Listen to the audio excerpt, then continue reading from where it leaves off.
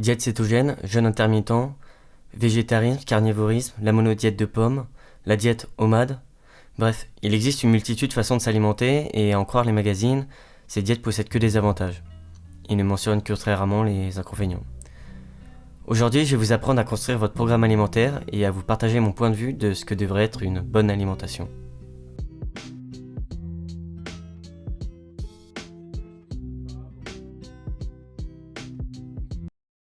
Salut à tous, j'espère que vous allez bien. Donc comme vous l'avez entendu dans la petite intro, il existe plein de façons de s'alimenter différentes et encore il y a d'autres exemples. Donc toutes ces méthodes ont leurs partisans car ils ont réussi à atteindre leurs objectifs, en tout cas sur le court terme. Cependant, je vous déconseille fortement de réaliser de tels régimes, en tout cas pas sans l'aide de quelqu'un de compétent. Si vous devez retenir une seule chose de cette vidéo, c'est que l'alimentation optimale n'existe pas, en tout cas de manière universelle.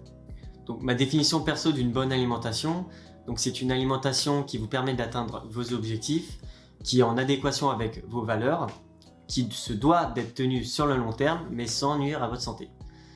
Donc si vous avez des problèmes digestifs, des problèmes d'acné, si vous avez des problèmes hormonaux, des problèmes d'énergie, même si c'est multifactoriel, il se peut, ou il y a de très grandes chances que votre alimentation ne soit pas bonne. Votre alimentation va être composée d'aliments. On se pose naturellement la question, est-ce qu'il existe des aliments mieux que d'autres? En parlant de ce sujet, on vous vend toujours des aliments miracles, des baies de goji, de la spiruline, de la goyave. Bon, rien qu'à encore les journaux, ces aliments guériraient le cancer. Oui, ce sont généralement des aliments très intéressants, riches en micronutriments, mais comme de nombreux autres, qui sont un peu moins vendeurs. C'est juste que ces aliments sont marketing, donc ne vous faites pas avoir, il n'y a rien de miraculeux. Prenons l'exemple de la spiruline. Je suis tombé sur un site qui vante les mérites de cette algue millénaire. Donc dans l'onglet protéines, on nous dit deux choses. 1. Que la protéine de la spiruline est très bien assimilée contrairement aux protéines animales. Donc ils insinuent que les protéines animales sont moins bien assimilées et donc moins intéressantes que celles de la spiruline. Le deuxième point, c'est qu'ils affirment que la protéine de la spiruline est 5 fois plus digeste que les protéines animales avec un taux allant jusqu'à 90%. Donc on va vérifier ces informations sur Wikipédia. Donc comme vous pouvez le voir dans cette colonne, la digestibilité de la protéine de la spiruline va bien jusqu'à 90%. Mais quand on regarde celle du bœuf, on remarque qu'elle est plus digeste que la spiruline. Alors que d'après le site, elle devrait l'être 5 fois moins. Pour l'argument de l'assimilation, il faut comprendre comment on note la qualité d'une protéine. Donc il y a deux facteurs qui rentrent en jeu. La digestibilité, c'est-à-dire est-ce que notre corps arrive à bien digérer, donc à décomposer la protéine en acides aminés. Et le deuxième facteur, c'est l'indice chimique. Donc l'indice chimique, c'est un nombre qui va évaluer la quantité d'acides aminés essentiels dans la protéine, donc les AAE. Donc une protéine qui contient moins ou pas tous les AAE sera moins intéressante qu'une protéine qui les contient tous ou en grande quantité. Donc ces deux facteurs, une fois mélangés, vont former le PDCAAS. Donc c'est un score qui va jusqu'à 1 pour évaluer la qualité globale de la protéine. Donc ce qu'on remarque, c'est que les meilleurs scores sont obtenus par des protéines d'origine animale. Donc dire que les protéines d'origine animale sont moins bien assimilées par le corps humain est faux. Donc on va retourner sur le site et analyser cette infographie. Donc tout d'abord, l'infographie est pour 10 grammes de spiruline. Il faut savoir que la consommation journalière maximale de spiruline est de 5 grammes, donc ce qui représente 3,5 grammes de protéines, et ce qui est absolument dérisoire.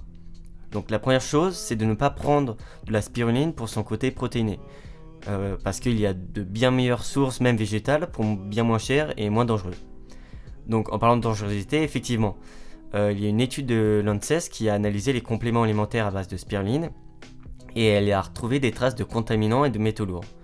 Donc l'étude fait mention aussi d'effets indésirables chez 49 personnes.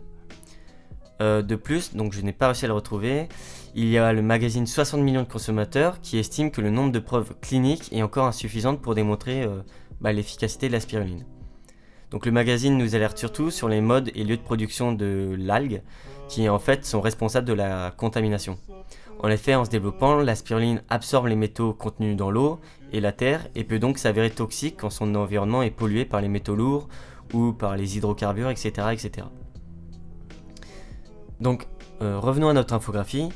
On nous dit que nous avons tous ces micronutriments dans 10 grammes de spiruline, donc ce qui est beaucoup. Mais ils vont en quelque sorte manipuler les chiffres. en fait, on va vérifier ces informations sur les tables SICAL des aliments. Donc, on remarque bien que la spiruline contient des taux de magnésium bien supérieurs à la betterave. C'est presque 10 fois plus.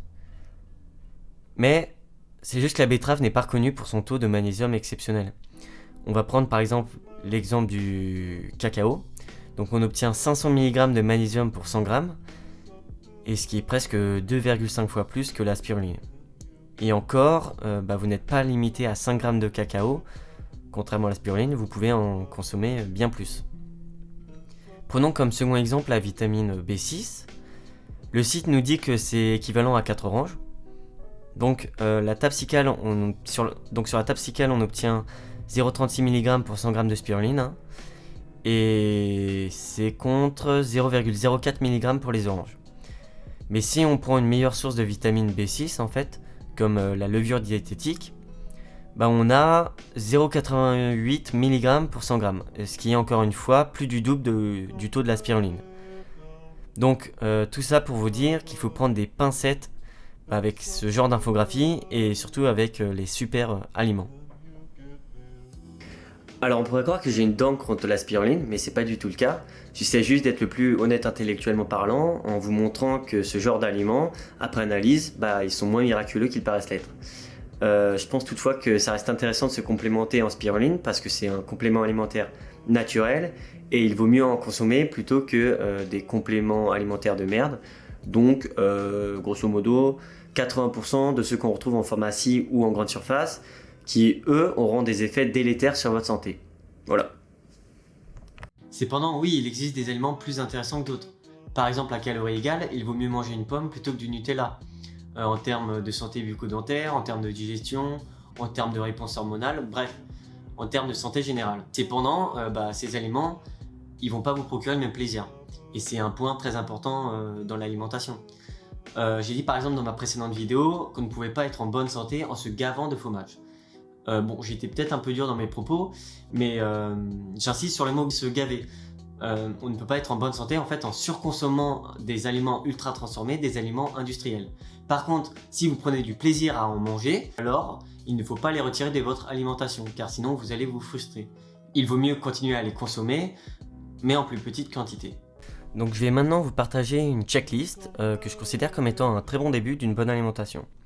Donc le premier point, c'est que 80% de vos aliments et de vos repas doivent être sains et non transformés. Bon, c'est un chiffre tiré du chapeau, il n'y a pas de vérité scientifique derrière, mais c'est pour vous dire qu'il est très important que vous mangez en majorité des aliments à calories pleines, donc riches en vitamines et en minéraux, donc bons pour votre santé. Vous pouvez ajouter à cela 20% d'aliments plaisir.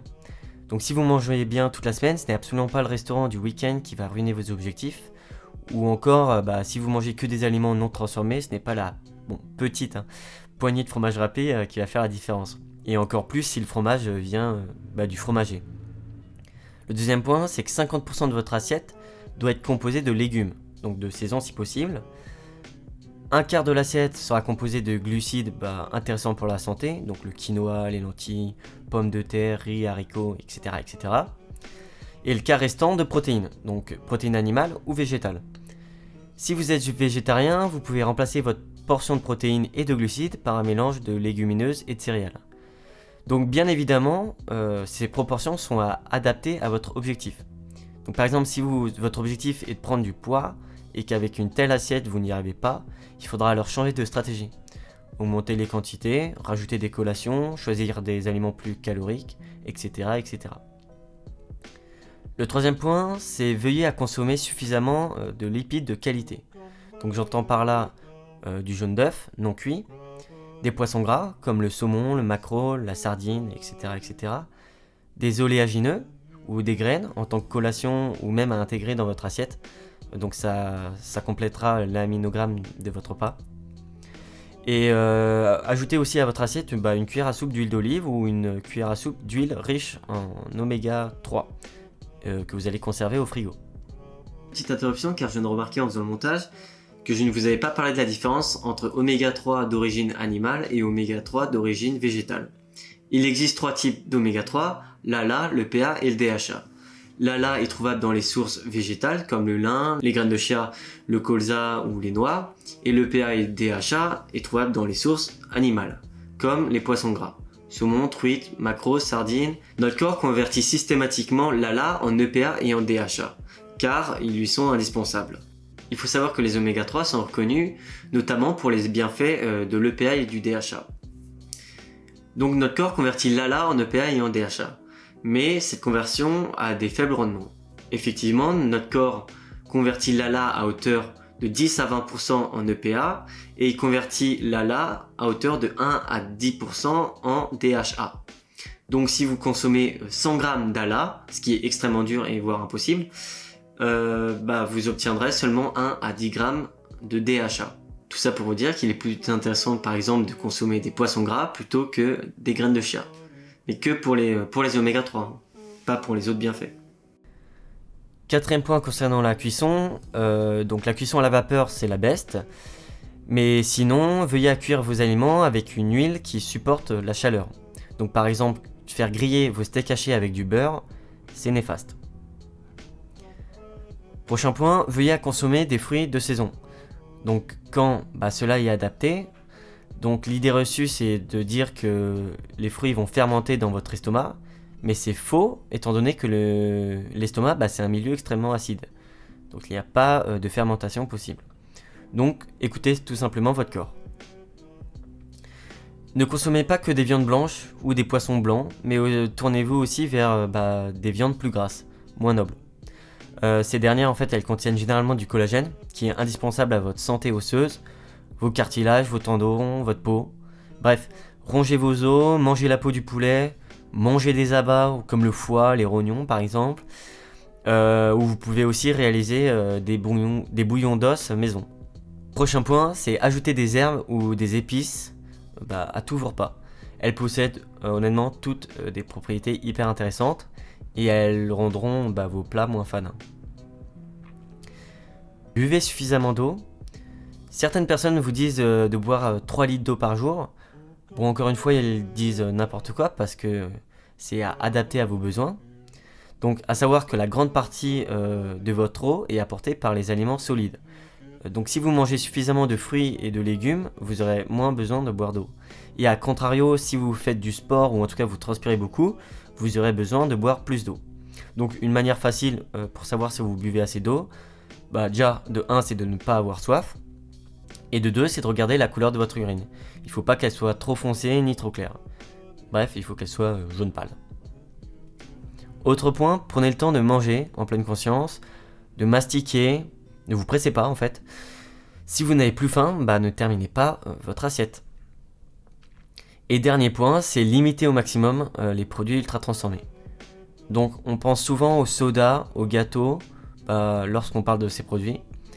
Mais en fait, les produits sans gluten ou encore les produits allégés en sucre sont considérés comme des aliments ultra transformés. Ou même certains pains de mie. Les chercheurs ont établi un lien entre une augmentation de 10% de la consommation d'aliments ultra transformés et une croissance de 12% du nombre de cancers. Bref, évitez au plus possible les aliments ultra transformés. Un conseil super bateau, c'est d'écouter votre corps. Bon, je sais que c'est super facile à dire, mais soyez attentif aux signaux que votre corps vous renvoie. Par exemple, après un repas, si vous avez du mal à digérer, essayez d'identifier l'aliment. Et si cela se reproduit à plusieurs reprises, arrêtez de consommer cet aliment, tout simplement. Sinon, si vous voyez que vous avez une baisse d'énergie, cela veut dire que vous avez consommé trop de glucides ou un repas trop riche, donc vous le saurez pour la prochaine fois. D'une autre manière, si vous êtes constipé ou si vous avez la diarrhée, ça veut dire que votre microbiote n'est pas au top de sa forme. Et donc que votre alimentation n'est pas bonne. Bref, écoutez votre corps et soyez attentif. Pour cette dernière partie, on va parler de complémentation. Je vais essayer de casser les idées reçues. Est-ce que la complémentation est obligatoire? Pas du tout. Est-ce que vous devriez vous complémenter? C'est fort probable. Par exemple, on entend souvent la phrase « Tant que ton alimentation n'est pas carrée, ça ne sert à rien de te complémenter ». Alors personnellement, je pense plutôt que c'est l'inverse, parce qu'une personne qui a de grosses carences doit se complémenter en vitamines et en minéraux pour réduire ses carences. Et une personne qui n'est pas carencée n'a pas besoin de complémentation. Bien évidemment, il vaut mieux améliorer son alimentation plutôt que de se complémenter. Mais si vous ne voulez pas changer votre manière de manger, alors la complémentation est presque obligatoire. On entend aussi, je mange beaucoup de fruits et de légumes, j'ai pas besoin de complémentation. Bon, c'est une très bonne chose que vous mangez beaucoup de fruits et de légumes, mais cependant la complémentation doit se faire sur les micronutriments que ne vous apporte pas votre alimentation. Je vais vous rajouter au montage un petit tableau avec certains micronutriments et leurs sources dans lesquelles vous allez retrouver. Et vous allez voir que les fruits et légumes, malgré leur qualité, n'apportent pas ces micronutriments. J'aimerais revenir sur les AJR. Donc les apports journaliers recommandés. Il faut savoir que ces apports sont très globaux, ils ne prennent pas en compte l'individu et il s'agit souvent plus d'un seuil minimal que maximal.